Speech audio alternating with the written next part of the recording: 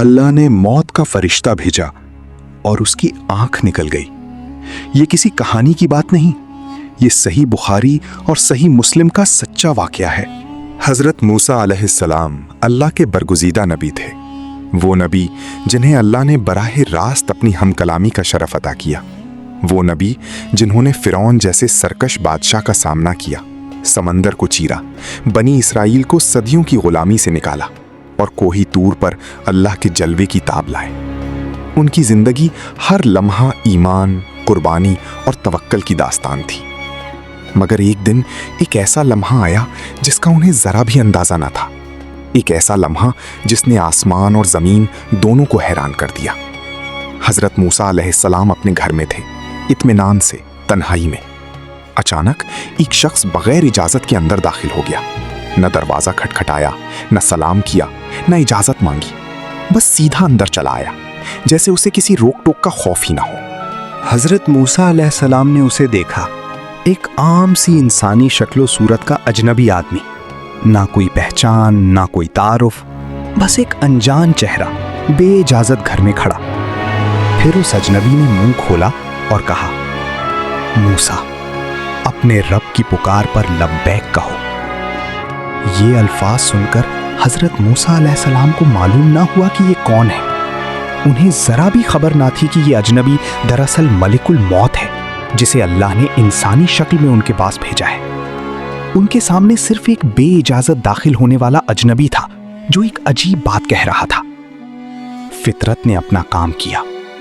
हजरत मूसा अलैहिस्सलाम का हाथ उठा और एक जोरदार तमाचा उस अजनबी के चेहरे पर लगा, और उस एक तमाचे में इतनी कुव्वत थी कि मलिकुल मौत की आंख निकल गई। क्योंकि मलिकुल मौत इंसानी शक्ल में आया था, इंसानी जिस्म लिया था, तो इंसानी आंख भी लगी। और हजरत मूसा अलैहिस्सलाम वो नबी थे जिनकी एक मुक्के से पहले एक इंसान जान भी जा चुकी थी, तो आंख क्या चीज थी? मलकुल मौत अल्लाह के हुजूर वापस लौटा, सामने हाजिर हुआ और अर्ज की, या अल्लाह, आपने मुझे एक ऐसे बंदे के पास भेजा जो मरना नहीं चाहता।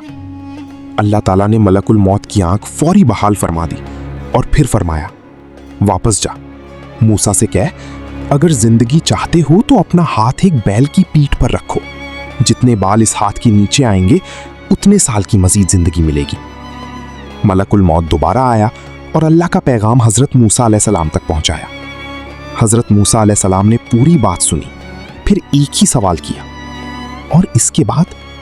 मलकुल मौत ने जवाब दिया, इसके बाद मौत आएगी। बस ये सुनते ही हजरत मूसा अलैहिस्सलाम ने एक पल भी न सोचा, न हजारों साल की जिंदगी का लालच आया, न दुनिया की कोई ख्वाहिश दिल में जागी। फौरन फरमाया, तो फिर अभी ही सही, जब मौत ने आना ही है तो चंद हजार साल मजीद जीने का क्या फायदा? जब अंजाम एक ही है तो दुनिया में रुकने की क्या हाजत? मगर हजरत मूसा अलैहिस्सलाम के दिल में एक आखिरी तमन्ना थी। उन्होंने अल्लाह के हजूर दुआ की, या अल्लाह, मुझे अर्ज़ मुक़द्दस के करीब मौत दे दे, बस एक पत्थर की दूरी पर। अल्लाह ताला ने ये दुआ कबूल फरमा ली और हजरत मूसा अलैहिस्सलाम इस दुनिया से इस तरह रुखसत हुए जैसे कोई अपने महबूब के पास जाने के लिए बेताब हो। ये वाक़या बयान करते हुए नबी करीम सल्लल्लाहु अलैहि वसल्लम ने फरमाया, अगर मैं वहां होता तो तुम्हें मूसा की कब्र दिखाता, सुर्ख रेत की टेली के पास, रास्ते के किनारे।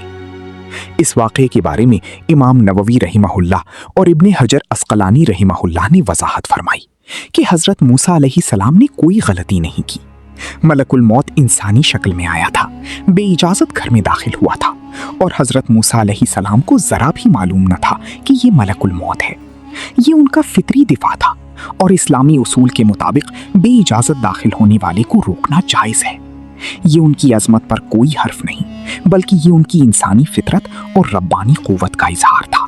और सबसे बड़ा सबक वो लम्हा है जब जिंदगी का आफर सामने था, हजारों साल मजीद जीने का मौका था, मगर उन्होंने अल्लाह की मुलाकात को तरजीह दी।